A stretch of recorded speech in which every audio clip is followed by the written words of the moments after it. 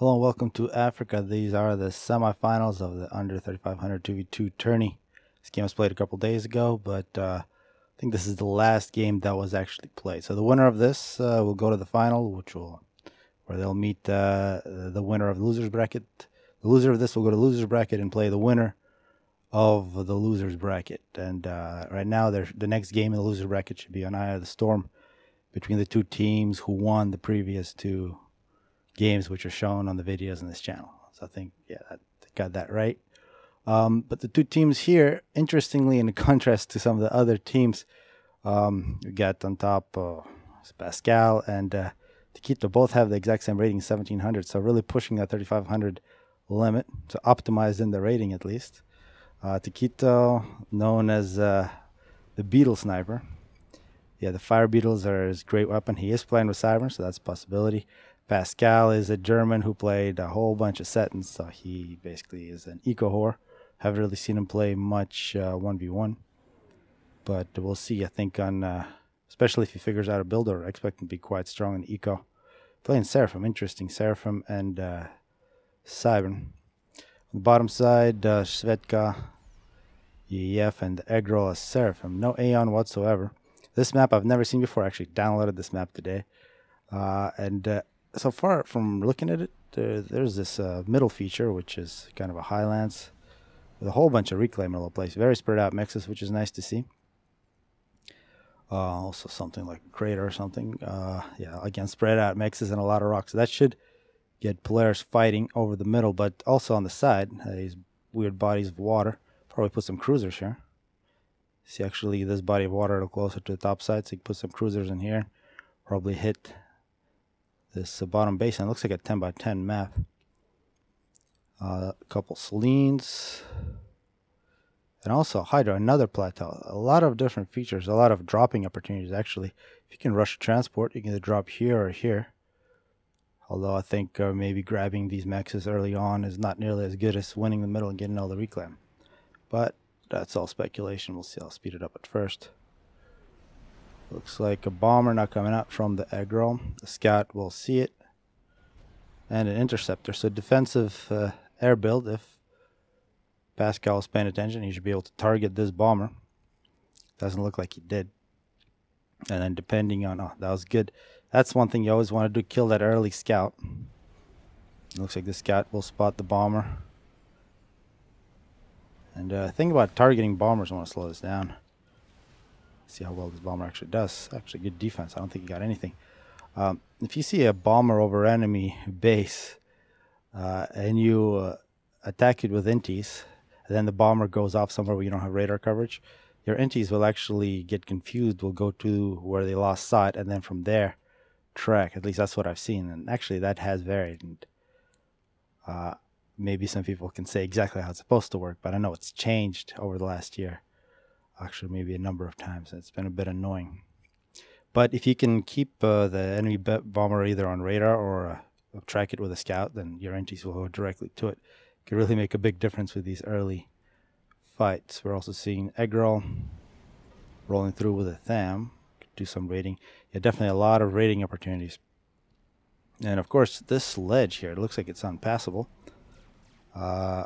Which means that you can really sneak around and do good raiding, although very short passageways. Maybe blocking these with some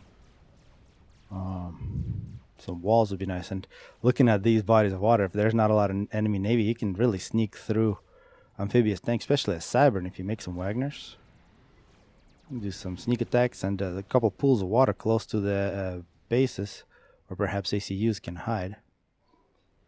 And what really becomes important is where can you get on top of this ledge. You can see, yeah, here there's a little point.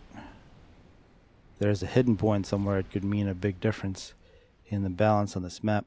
So coming up minute 5, a whole bunch of mixes still not capped. In terms of teching, yeah, I imagine they are teching. Yeah, tech to mask tractors already from Pascal. Not much actually. Is that? Yep, a transport. So first transport from Eggroll.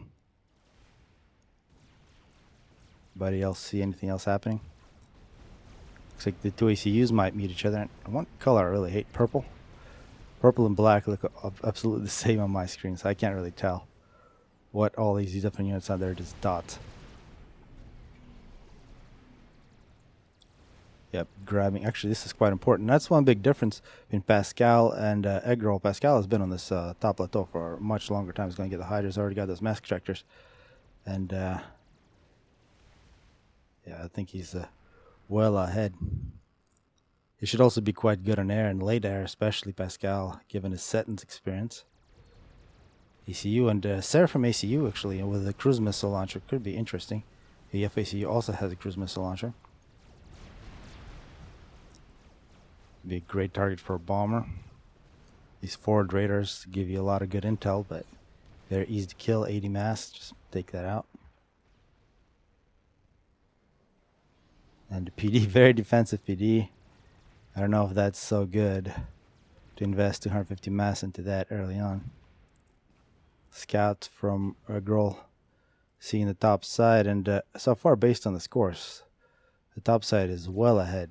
And actually, just looking at the map as well, you can see Taquito has really established a strong base. Tech 2 HQ is on the top ledge. Yeah, he's got these walls. And a PD, yeah, a good defensive position. No Navy at all yet from anybody. But better ecos and better position from the top side. And maybe Eggroll can do something. PD from Shvedka. Actually, these are on the same side. And what could happen to Pascal? He's got a friendly flag here protecting him. He is kind of all alone against an ACU and perhaps a superior force. Although this is now a Tech 2 ACU, is getting a Tech 2 PD up. And if you can get a couple Tech 2 PD up, it'll be impossible to kill him. Shvedka could perhaps go for an early kill. Especially if together with maybe a drop of a couple Ilshevas over here, and it looks like Pascal just has to retreat. Actually, Ilsheva drop on this map would be awesome. Like a little Ilsheva right there cause all kinds of problems. An Ilsheva right there could run through. Ilsheva behind the bases. Yeah. Are you thinking that aggro? I don't think that's his plan. So far he's got his Tech 2 land making Ilshis, and they're just going to go. Where are you guys going? Somewhere on the top ledge. There's been quite a bit of fighting here on the bottom. And quite a bit of reclaim. You can see this is a mistake from Shvedka. You don't want to just roll in one unit at a time against a superior force. It's just going to feed. A couple engineers got to get over here and get all that mass. And at minute 10, the reclamation numbers 8,000 for Pascal, Taquito 8,000, Shvedka 5,000, and Eggroll is even less. So you can see 6,000 mass advantage to the top side in reclaim. That's a huge difference. It looks like they have invested quite heavily in Tech 2 mass extractors already. So yeah, it's an uphill battle now for the bottom side. They need to come up with some sort of strategy, some cheese, because that gap in ecos is just going to increase, especially when you got people like Pascal on the top side. Yeah, and of course the first part is to realize that you're down, and looks like a drop is coming in. These are engineers. I'd love to get an Ilsheva of those engineers, because well-placed Manti here from Taquito. Those will take. Those will not even be necessary. The interceptors shoot down that transport, and a loss. Nobody's. Yeah, it'd be a nice place to drop. Actually, I remember Lushi. It was a couple places like this on. It's a 3v3 map, Iceland's. Lushi dropped some Tech 3 Arty in one of these, which made it quite invulnerable to attack, but then it could shoot over. That might be an interesting move for any of these players, or MMLs or anything like that. Scouts from Taquito. And now Pascal really just running away with it. And yeah, this was expected. Some floating areas, perhaps, why both sides have Seraphim in early on. Yeah, Shvedka definitely had a disadvantage for holding that island, unless he's got. Oh, well, Tech 2 gunships could also be a deterrent. Although Tech 2 mobile flak will take care of that. Also assumes you can keep air control. It looks like superior Tech 1 air force from the bottom side. They're using defensively so far, but actually a couple Tech 2 gunships, if they do raiding on the top side, this would be nice to see, as we're also seeing that this Tech 1 will land Maybe a small victory for Svetka or Svetka. But these engineers are already grabbing mass. Imagine Pascal, even more 1400. Yeah, the reclaim numbers just continue to go up, and I'm still seeing a whole bunch of rocks. So whoever made this map is very generous. Oh, and now a base. These are already Tech 2, and this one. Yeah, this is going to be a problem for the bottom side, especially with Tech 2 land. It'll be Tech 2 flag. You can't just use gunships to take care of it. And now Tech 2, whole bunch of flag coming out for Pascal as he continues to cap his mass extractors. Gunships doing good work for Svetka. Alright, this gap in score is just, it's kind of getting depressing. I wonder if this map is balanced between top and bottom. It's just not one of the really common maps where things like that are known. That may have been the case, or it may have been just the fact that Pascal and Taquito looked at this map before and came up with a much better build order. It's always danger in these 2v2, or actually any kind of tourney. One of the players can either find a good build order from somebody or come up with one. It can make a huge difference. As Svetka now could be in a bit of trouble, although he's Tech 2 ACU, he's got Artie, Kinghammer, but against Seraphim Shield it's going to take a long time to break it. Actually not much other kind of defense. Tech 1 PD and GMD. This is more gunships now, both the bottom side players making Tech 2 air and gunships. This 12 kill gunship needs to do something. Looks like that Inti is going to get a whole bunch of kills. Kinghammer continues to go to work. Pascal on an upgrade. Looks like he's getting a resource allocation. And once you get resource allocation here, minute 14, after that we can start seeing Tech 3 air. Something along those lines, as we're going to see Tech 3 land from Taquito. This is all just Tech 2. Yeah, once Tech 3 land comes out, it's going to be a big problem. If Taquito can win this position and put some Tech 2 Artie, he can knock Svetka off, and then it's basically all over. One thing that could perhaps be surprising, absolutely no navy from either side.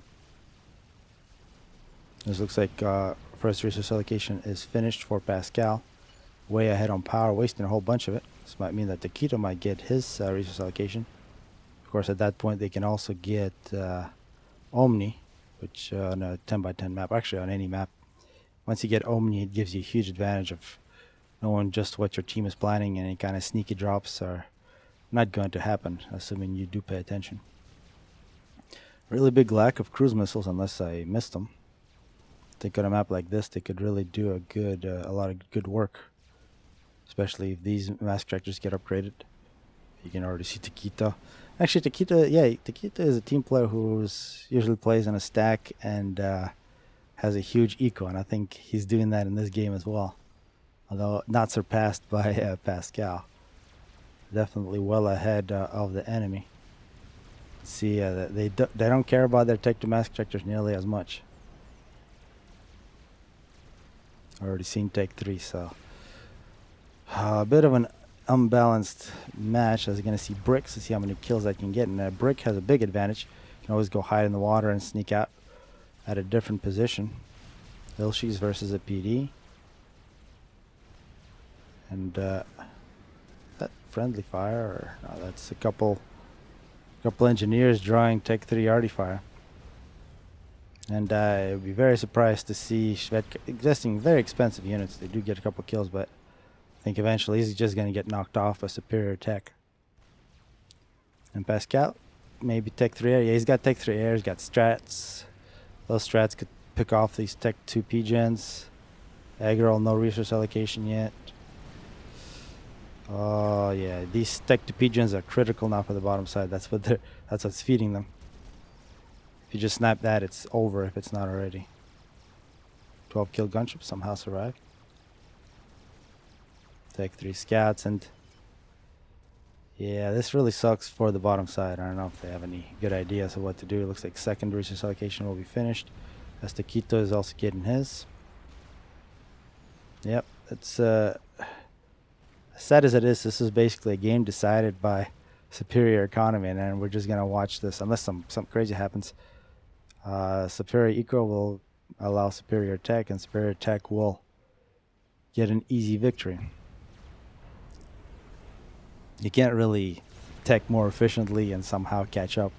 So all these Tech 3 mass extractors are now kind of futile. Gotta come up with some crazy snipe, something along those lines. I'm not sure what's the range on cruise missiles. Mid-Tech 2 engineer. So, yeah, they know the ACUs are actually over there. If you just built a whole bunch of cruise missiles, overwhelm the TMD and get an easy kill. Although in this tourney, they are playing with share after death, so just sniping one of the enemy ACUs definitely doesn't guarantee a victory. I think if I was Pascal and Taquito, although these are pretty good defensive positions, you don't want to take a risk. Probably could retreat those to some place way behind in case a quick spider is built or something along those lines. There, actually, there are no spiders. It'll just be chickens. So the chicken has started a bit after minute 21. As Pascal continues to just dominate. 22,000 reclaimed, 17,000. Actually, Eggroll second place on the score somehow, 21,000, and Svet got 13,000. Whole bunch of Ilshis. This is a huge force. It's on vacation. Yeah, they don't want to fight. They're just going to, they're not even going to kill these engineers, this raider, and that can happen. Especially if you get UI lag, you just don't have, you have limited resources about what you can click on. Although it's definitely not an excuse to keep those there. Oh wow, skipping the spiders, straight to Megalith. That's a nuke. A Megalith, that's going to really suck. As the Eggroll is rolling out with a whole bunch of Tech 3 tanks. And actually, this is a pretty good force. A couple Tech 3 tanks from Pascal, although given that Megalith, I think that Megalith can do enough damage. And somehow these decided not to attack. They're going to give the enemy a little more time to regroup and prepare. Ilshis running back. And now, Comrade Robert. The Megalith is going to get a whole bunch of veterancy for no reason. Easy kills. Whole bunch of MMLs. And this force would have been good. The late Tech 2 stage or middle Tech 3 stage. It's not good when you got experimentals running around. Fatty's now started by Svetcom. See, I still only 100 something mass. Topside way ahead. What? So much ASF for no reason. You could have just made enough strats to end this game. But that's what happens when you're on sentence. You must make ASF. If you don't make ASF, you're going to lose. Actually, got to take that back. It's quite impressive from Eggroll, who's made a whole bunch of ASF. Somehow affording Chicken a whole bunch of ASF. But definitely not enough against the top side. Yeah, he's lost a whole bunch of that free mass. That was the effect of that Tech 3 force. It's gifts. Each one of these probably about 500 mass.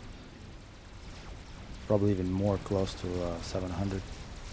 As a nice creep from Comrade Robert. Chicken dies, no chance. Kill a couple Tech 1 units maybe. Kill the Ilshi after death. That's about it. As the nuke is completed, it's about 20% done with the missile. This bottom side, some cruise missiles. But yeah, those are definitely going to be defensive against an experimental that's going to just try to sneak in. Yeah, now, and this is a good move. This is one thing that you can do with the Megalith is to build something over a wreck.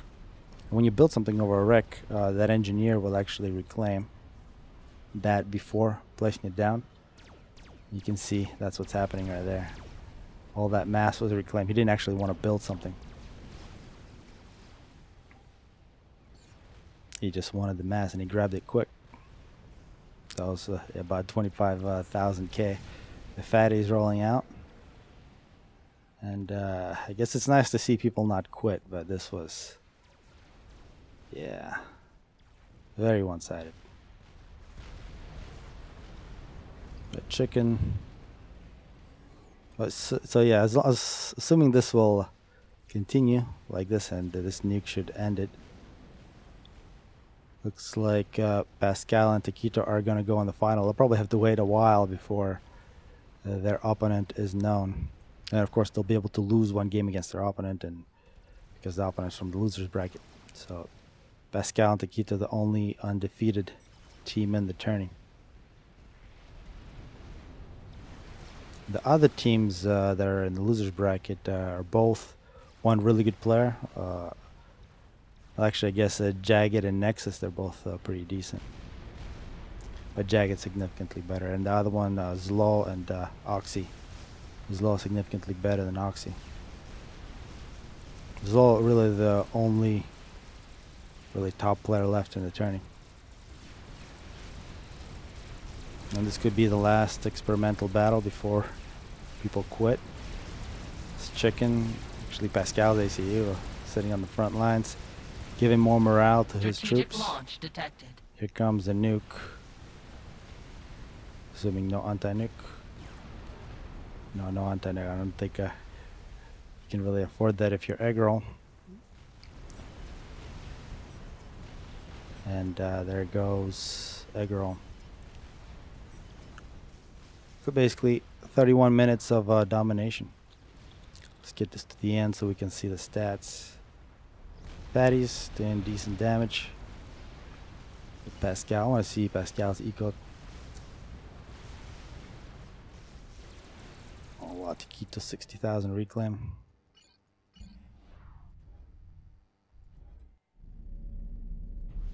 See mass in. That's absurd. Yeah.